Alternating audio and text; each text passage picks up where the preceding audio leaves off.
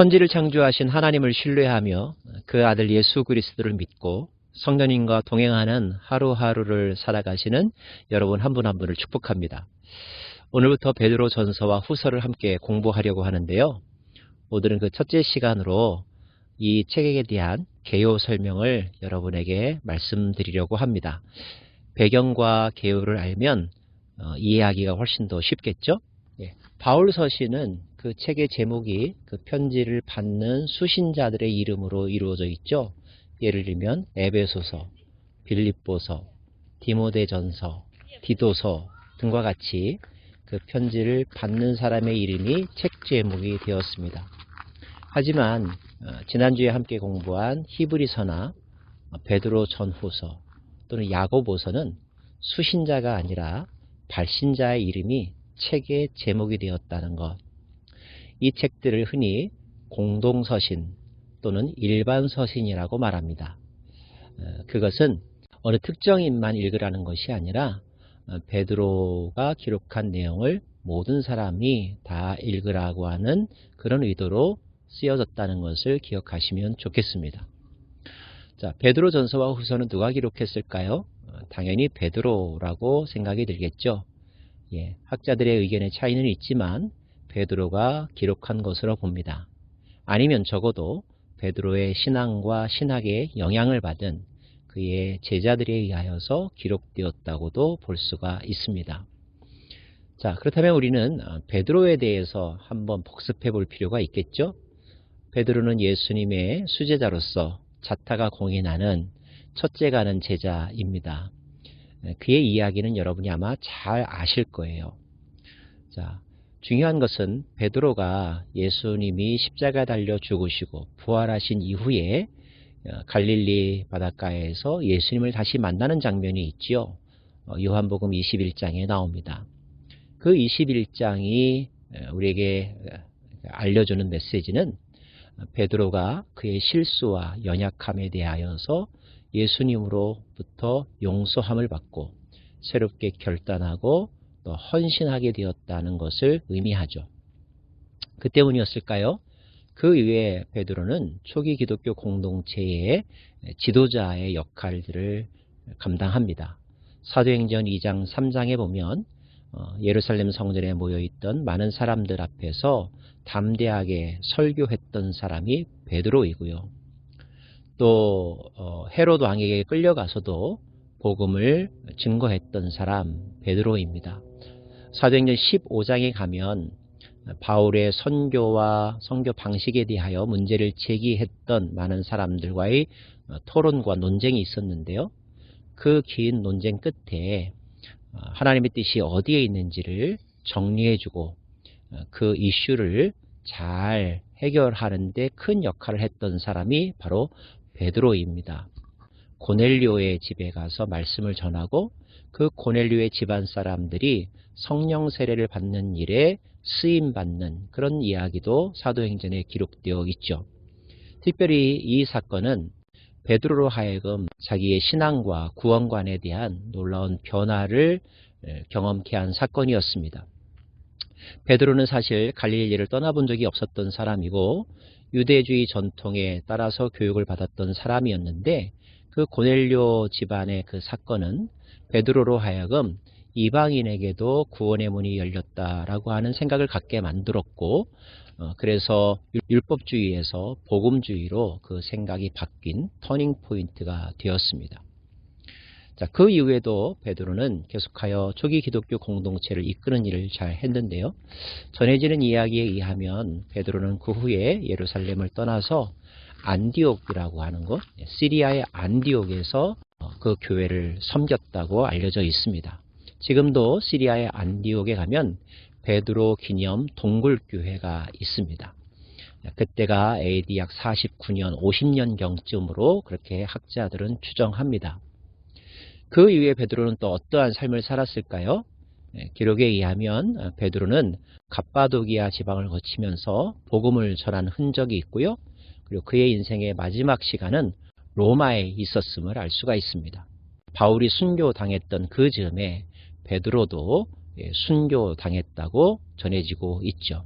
베드로전서와 후서는 베드로가 그 로마에 있을 때 기록한 편지로 봅니다. 자, 로마에 있던 베드로는 어떤 생각과 어떤 세계관을 가졌었을까요? 여러분이 만약에 베드로라고 한다면 어떤 자신의 신앙과 또 깨달음을 당대의 사람들에게 말하고 싶었을까요? 특별히 유대인들에 대하여 베드로 전서와 후서는 중요한 가르침을 주고 있는데 그 내용들을 살펴보는 것은 앞으로 큰 의미가 있을 것입니다.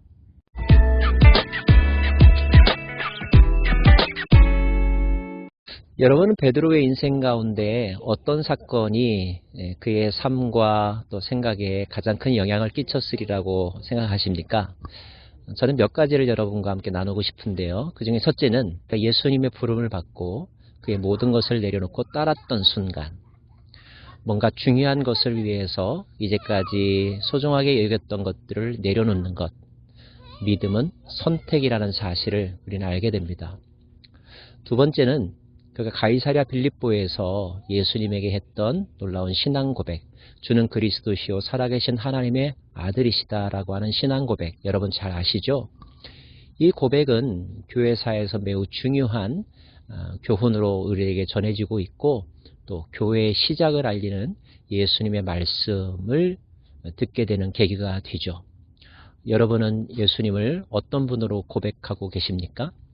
그것은 단지 베드로의 고백이 아니라 성령께서 베드로를 통하여 우리가 고백해야 될 내용을 가르쳐 주신 것이라고 볼 수가 있는데, 예수는 하나님의 아들이시라는 사실, 그리고 그리스도라는 사실, 이 사실이 오늘을 살아가는 여러분에게도 분명한 신앙 고백이 되기를 간절히 바랍니다.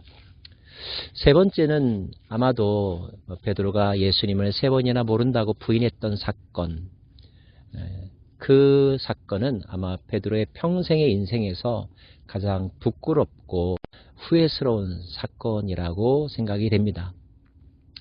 그러나 그 아픔과 부끄러움은 그것으로만 끝나지 않았고, 그것 때문에 베드로는 더 큰 변화, 더 진정한 변화로 턴오버할 수 있었다는 것, 우리가 짐작할 수 있겠죠. 그런 변화를 가능하게 했던 것은 바로 예수 그리스도의 한없는 용서와 사랑이었습니다. 내가 나를 사랑하느냐 3번이나 질문하셨죠. 사랑한다고 말했을 때 그렇다면 내 양을 치라. 그에게 리더십을 주셨고 그를 끝없이 신뢰하는 마음을 예수님은 보여주셨습니다. 그런 예수님을 경험한 베드로, 어찌 그 예수님을 사랑하지 않을 수가 있겠으며 그 예수님을 위해서 평생 살지 않을 수가 있었겠습니까? 저와 여러분이 하나님을 위하여, 예수님을 위하여 살아야 하는 이유도 그분으로부터 받은 다함이 없는 사랑과 십자가의 은혜 때문이라는 것을 꼭 기억하시기를 바랍니다. 자, 그럼에도 불구하고 의지만으로 되지 않는 것이 인생이죠. 그런 의지가 있지만 그런 의지를 끝까지 실행에 옮길 수 있도록 도와주시는 성령을 체험하는 것이 무엇보다 중요한데, 그것이 바로 베드로가 사도행전 2장에서 경험했던 오순절 마가 다락방의 사건, 그리고 고넬료의 현장에서 다시 한번 확인한 성령 강림 사건이라고 말할 수가 있습니다. 성령은 에너지와 같아서, 또 성령은 보호자와 같아서 우리에게 능력을 부여해주고 또 삶의 방향을 지시해주며 또 갈 길을 밝히 안내해주는 분이 성령님이시죠. 베드로가 그 이후에 평생의 삶을 주를 위해서 죽음까지도 두려워하지 않고 살 수 있었던 것은 그가 성령에 사로잡혔고 성령의 능력을 경험했기 때문이라고 생각합니다. 여러분도 오늘 성령 충만하시기를 바랍니다. 마지막으로 로마에 갔던 베드로, 그때 시대적인 상황은 베드로가 신앙생활을 하기에, 그리고 기독교인들에게 결코 우호적이지 않았습니다. 죽음이 코앞에 다가왔었으니까요. 그럼에도 불구하고 베드로는 이제 더 이상 주님을 모른다고 부인하지 않습니다. 베드로는 혈기만으로 행동하지도 않습니다. 그는 장차 그에게 주실 하나님의 소망을 붙잡았고 내가 누구인지 그것을 다시 한번 확인하면서 아이덴티티를 또 많은 믿음의 사람들에게 가르쳐 주기도 하죠. 아이덴티티, 정체성은 참 중요한 것 같습니다. 내가 누구냐 하는 것이 나의 생각과 행동을 지배하기 때문에 말이죠. 어쩌면 베드로의 인생은 주님 안에서 자신을 발견하는 인생이었다고 여겨집니다. 저는 여러분들도 하나님 앞에서 그리고 그리스도의 은혜 아래서 내가 누구인지를 정확하게 깨닫고 또 그 깨달음대로 살아가는 인생의 주인공들이 되기를 간절히 바랍니다. 자, 그 베드로가 우리들에게 어떤 메시지를 전하고 있는지 앞으로 베드로전서와 후서를 통하여서 그 교훈을 함께 배워보기를 원합니다. 기도하겠습니다. 하나님, 위대한 사도 베드로를 통하여 당대의 사람들에게 그리고 오늘 이 시대의 사람들에게 주시는 메시지를 저희들이 듣기 원합니다. 성령님께서 깨닫게 해주시고 또 감동시켜 주실 줄로 믿습니다. 다 연약하고 실수가 있지만 그러나 역전의 삶을 살고 승리하는 삶을 살 수 있듯이 베드로를 통하여 보여주신 그 위대한 삶의 주인공들이 바로 저희도 될 수 있음을 깨닫는 시간 되게 하여 주옵소서. 예수님 이름으로 기도합니다. 아멘.